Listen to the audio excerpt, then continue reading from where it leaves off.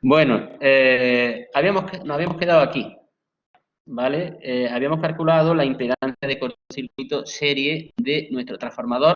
Este transformador nos daba los ensayos de vacío, calculamos los parámetros transversales, pues fácil, y los de cortocircuito nos lo habían dado en cómodos plazos. Realmente lo habían hecho a carga parcial, 3/4 de la carga, con lo que nos daban la tensión de circuito, y a media carga que nos daba la potencia de cortocircuito. Y vimos ahí que haciendo unos apañillos no pasaba nada, porque al final la impedancia de cortocircuito realmente, digamos, es un parámetro que no depende del ensayo, sino que es per se algo consustancial al propio transformador, ¿vale? Entonces, no debe variar por el hecho de que el nivel de tensión, por ejemplo, que esté empleando en el ensayo, pues sean distintos. Debería de ser lo mismo, y de hecho, así es como se considera, ¿no?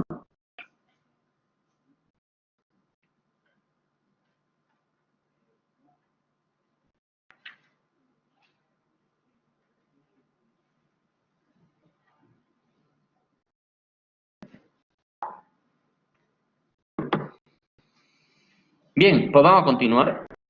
¿Qué otra cosa nos piden aquí?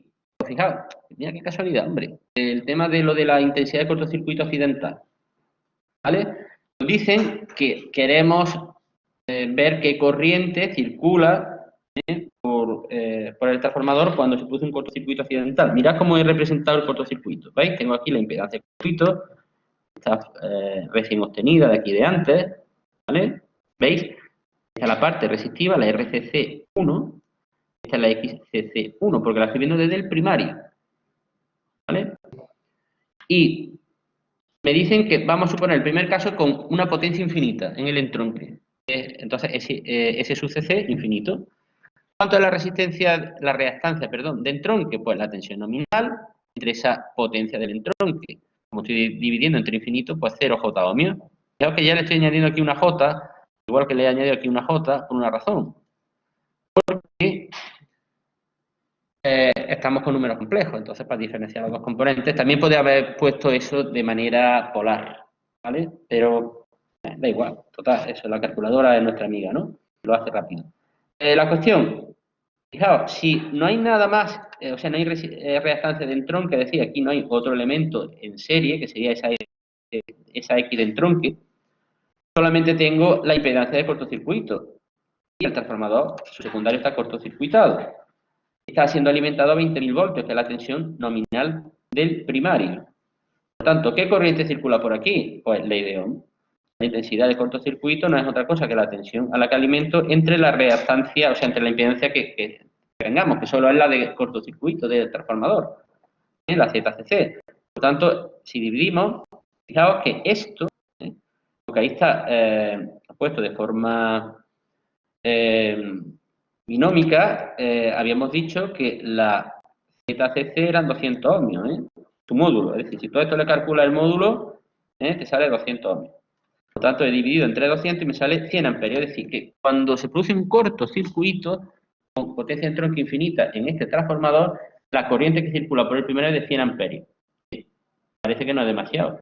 Pero 100 amperios y 20.000 voltios es una burrada, ¿vale? De hecho, ¿cuánto realmente está circulando por el secundario, donde se ha producido el cortocircuito? Pues sería la friolera de la intensidad de cortocircuito del primario por la relación de transformación. La relación de transformación de 20.000 entre 380, lo que me sale nada más y nada menos que 5.263 amperios. Eso es una burrada, ¿vale? Perfecto, por eso no se debe de producir un cortocircuito accidental en un transformador, ya está claro, ¿vale? Piensa que en tu casa, en la línea que más corriente tienes, tienes 25 amperios, una cosa así. ¿Okay? Ya me diréis que son 5.200 amperios, ¿vale?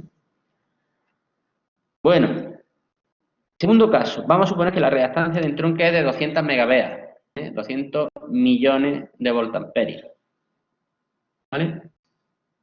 Bueno, pues en este caso sí que hay una reactancia de entronque, lo que pasa es que 200 megaveas prácticamente eso es infinito, es una barbaridad. Pero vamos, ya vamos a notar que sí aparece una reactancia de entronque. Si yo hago el cálculo, 20.000 al cuadrado entre 200 por día a la 6 me sale 2 ohmios, 2 ohmios, ¿vale? Entonces, en este caso, ¿veis? esta es la ZCC que teníamos aquí antes, ¿vale? Esto de aquí es la reactancia de entronque que acabamos de añadir, que son 2J ohmios. Evidentemente, ¿cuánto es la total que está viendo el generador? Pues el generador está viendo pues la suma de todo esto. ¿Cómo se suma? Pues como hay cosas reales y cosas imaginarias, las partes reales con las reales y las imaginarias con las imaginarias. ¿Vale? Es decir, aquí me va a quedar 125 más 158 J ohmios. Y lo paso a forma polar. ¿Vale? Y si antes el módulo era 200 ohmios, ahora es 201,5. Subió un pelín, un ohmio y medio. Obviamente eso, pues, hombre, mucho no va a hacer, algo hará, ¿no? Entonces, fijaos que en este caso, en vez de ser la corriente de 100 amperios en el primario, como era antes, ahora es 99,2.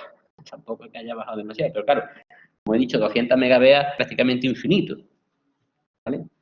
Y si nuevamente calculamos la intensidad que circula por el secundario, multiplicando por la transformación, en este caso nos sale aquí 5222 y antes era 5263, vamos, 40 amperios más. Por eso digo que es que no es prácticamente esa reactancia, eso no es nada. Con eso, pues ya tendríamos calculado pues la corriente de cortocircuito en dos escenarios, con entronque de potencia infinita y con entronque de potencia finita. Fácil, ¿verdad? Así más sencillo seguro de entender que con simplemente la descripción teórica y ya está. Siguiente cuestión. Nos dicen qué tensión se debe aplicar al devanado primario para mantener el secundario a la tensión nominal. Es decir, yo sé que si yo meto 20.000 voltios en el primario, teóricamente me debería de salir 380. Pero la realidad es que va a salir algo menos. ¿Por qué? Pues porque el transformador tiene pérdida, su impedancia de cortocircuito, que hace que a la carga realmente no lleguen 380, te llegará, yo sé, 375, por decir algo, un poco menos. La cosa es que yo quiero que de verdad llegue a 380, pero si yo quiero que llegue a 380 tengo que subir un poquito la tensión del primario. En lugar de meter 20.000 voltios, tendré que meter 20.000 y algo. Para que esa subida que haga en el primario compense la caída que va a producir el propio transformador. ¿Vale? Entonces nos dice que queremos mantener esa tensión nominal de 380 voltios en lo que es la carga y esa carga va a absorber 2/3, es decir, su C, su índice de carga, es 2/3. Es decir, 0,66 va a hacer el transformador al 66,6% de su capacidad. En esas circunstancias, sabiendo que la carga tiene un factor de potencia 0,8, y que hoy es jueves, ya es lo que falta, ya que digan en el enunciado, tantos datos, pues además nos dice tanto en retraso como en adelanto. O sea, ya nos vamos a ir ya, porque ya después de eso ya no entendemos nada. ¿Eso qué significa? Bueno, eso es lo siguiente. ¿Os acordáis que acabamos de decir que la carga puede ser, como es no, casi siempre, inductiva, pero también pudiera ser capacitiva? Bueno, pues a eso se refiere. En retraso significa que la corriente está atrasada, carga inductiva. Y en adelanto es que la corriente está adelantada, carga capacitiva. Y claro, no se va a aportar igual el transformador porque en el segundo caso se va a producir efecto ferrante. Entonces, bueno, pues nada, voy a poner mi esquemita de lo que tenemos, ¿no? Tengo mi transformador, por aquí está circulando una intensidad que es 2/3 de la intensidad nominal, la máxima que ese transformador puede manejar, y por el otro lado va a salir pues también 2/3 de la máxima que puede manejar, 2/3 de I sub 2n. ¿Y qué quiero? Yo quiero que aquí haya 380 voltios en la carga. Y la carga pues puede ser eso, bueno, una carga de coseno phi 0,8, con la característica de que puede ser capacitiva o inductiva. Si es capacitiva, menos 0,6. En este caso, lo que he pintado aquí es para el caso inductivo, pero menos 0,6 es el segundo caso que me dicen la intensidad. ¿Vale? Bueno, pues fijaos lo que vamos a hacer. Vamos a poner la fórmula de K. ¿Qué decía la fórmula de K? Que la tensión del primario, fijaos, es igual a la tensión del secundario, que en este caso le he pasado aquí al primario restando, ¿la veis? Más la caída de tensión en la componente RCC, más la caída de tensión en la componente X. ¿Os acordáis de eso? lo que hemos visto hace un momento en la fórmula de CAP. Pero mirad un detallito, aquí he puesto un más y un menos. ¿Por qué? Pues básicamente por lo del seno que he dicho antes. Realmente es más, siempre. Lo que pasa es que si estás con una carga inductiva, el seno es negativo, entonces pues ya te aparece con un menos al final, ¿no? Entonces, por no tener presente eso, sino simplemente decir, yo pongo que el seno es 0,6, ya le pondré yo mi menos delante, si yo sé que es capacitivo, ¿vale? Lo que sepamos lo que sí. Bueno, pues, ¿yo qué es lo que quiero? Yo quiero 380 voltios en los extremos de la carga. Claro, si os acordáis, aquí en la expresión de la fórmula de CAP ponemos la presión en los extremos de la carga vista desde el primario. Si en el secundario hay 380 voltios, el primario, ¿qué está viendo el primario? Es decir, ¿qué ve en la carga? No ve los 380, ve los 20.000 voltios. ¿Vale? Porque estoy reflejando todo al primario. Y por tanto, 380 voltios son 20.000 voltios en el primario. Por tanto, esa V12' son 20.000 voltios. ¿Cuánto vale I sub 1? 2/3 de la I nominal. Y la I nominal la habíamos calculado antes, el otro día, que íbamos haciendo esto. Aquí, por aquí, vamos a ver, aquí está la intensidad nominal, ¿lo veis? Habíamos sacado de que la potencia nominal es la V por la I y de ahí habíamos sacado en el primario 5 amperios. ¿Vale? Bueno, pues 5 amperios, pero como estamos a 2/3 de la carga, 2/3 de 5. Esa es realmente la corriente que está circulando, ¿vale? Seno de phi 0,8, seno de phi 0,6. Y voy a poner más o menos porque voy a estudiar los dos casos, tanto en retraso como en adelanto. Lo voy a hacer paralelamente. ¿Vale? Y aquí que pongo la RCC y aquí pongo la XCC. Porque lo estoy haciendo desde el primario todo. ¿Vale? Eso lo tenemos aquí, fijaos, ¿veis? La RCC y la XCC. ¿De acuerdo?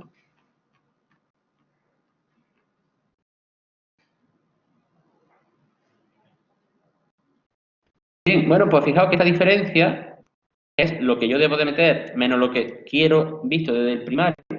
Pues me sale en un caso 645 de diferencia, en el otro 21, o lo que es lo mismo, que la tensión que tiene que aparecer o sea, que tengo que meter en el primario, en el primer caso sería 20.645 en el caso de circuito inductivo, y fijaos, 20.021 voltios en el caso capacitivo. No hemos sido capaces con esa carga de superar el efecto de la impedancia de cortocircuito, pero ha faltado poquito. Solamente hemos tenido que meter 21 voltios de más. No son 645 voltios como hemos tenido que meter en el caso inductivo. ¿Está aquí claro? Bien.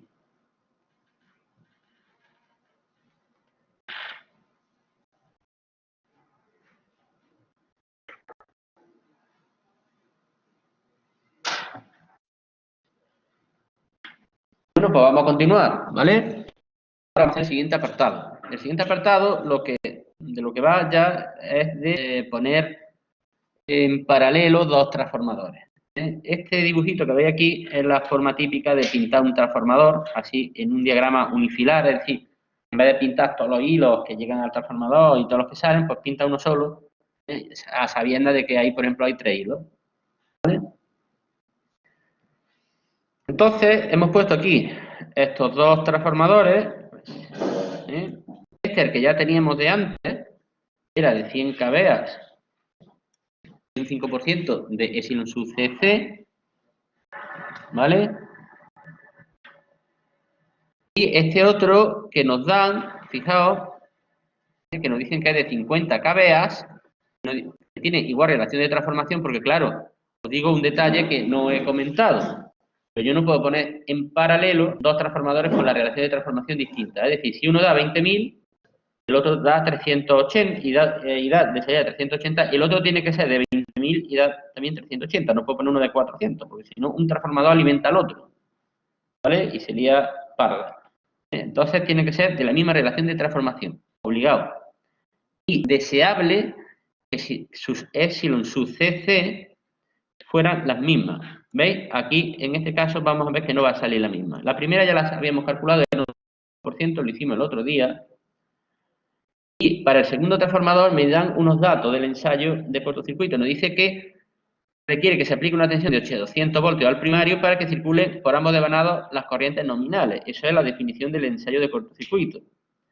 Pues, si eso es así, eso significa que 800 voltios la tensión de cortocircuito del primario, 1000 voltios la tensión nominal, la E sin sub CC hemos dicho que era tensión de cortocircuito entre tensión nominal y por 100. ¿Os acordáis? Por tanto, directamente sale un 4%. Normal negocio. Este tiene un 5% y este un 4%. Y habíamos dicho, el que tenga la sub CC más baja va a ir sobrecargado, va a ser el que más va a trabajar. Ya sabemos que el segundo transformador, ahí en ese acoplamiento, va a estar peor. Fijaos que nos demandan 125 kVA en la carga. Claro, el primer transformador solo daba 100 kVA y no es suficiente para alimentar esa carga. Necesito acoplar otro. Hemos puesto en paralelo este que da 50. En teoría, en el acoplamiento debería de darse hasta 150. Ahora veremos que debido a que las E sin sub CC son distintas, 5 y 4% respectivamente, no vamos a poder llegar a 150 kVA. ¿Vale? Como máximo, aunque sí vamos a superar los 125, o sea, vamos a poder dar a esa carga los 125 que nos está demandando. Bien, ¿veis? Nos dice que la carga demanda 125 kVA. ¿Qué es lo que vamos a hacer? Bueno, pues esto siempre se hace de la misma forma. Expresiones y sustituimos. La potencia que vamos a acceder en el acoplamiento, 125 kVA, entre la caída de tensión porcentual del grupo, es decir, entendiendo esos transformadores en paralelo como si fuese uno solo, igual a la suma de las potencias aportadas por cada elemento, cada transformador, entre su respectiva caída de tensión porcentual de cortocircuito. Como es S1 entre epsilon sub CC1, S2 entre epsilon sub CC2. Por lo tanto, 125 kVA del grupo entre su caída de tensión porcentual será igual a 100 entre 5 más 50 entre 4, que sale 32 y pico, de ahí despejo epsilon sub CCG, y me sale 384. Bien, entonces, ese transformador se corta, o sea, esos dos, si fuese uno solo, una CC de 384, un promedio más o menos ponderado de ambos. Y ahora diríamos, pues la potencia que cede cada transformador entre su caída de tensión porcentual es igual a la que va a ceder en el grupo entre la caída de tensión porcentual del grupo. ¿De dónde puedo despejar lo que va a ceder en el acoplamiento? ¿Vamos? Lo despejo. En el primer caso me sale 76,9 kVA.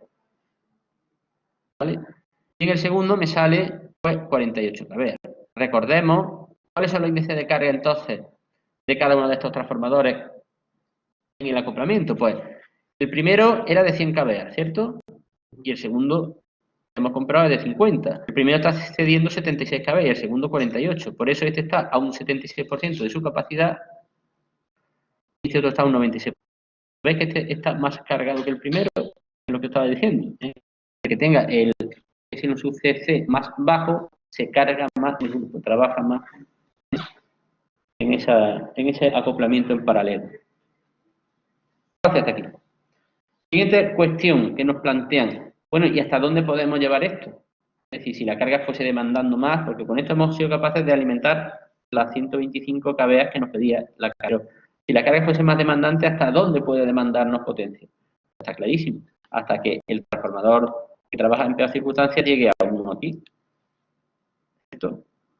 Bueno, pues eso sucede cuando la epsilon sub CCG del grupo es igual a la epsilon sub CC del transformador que tiene su valor más bajo.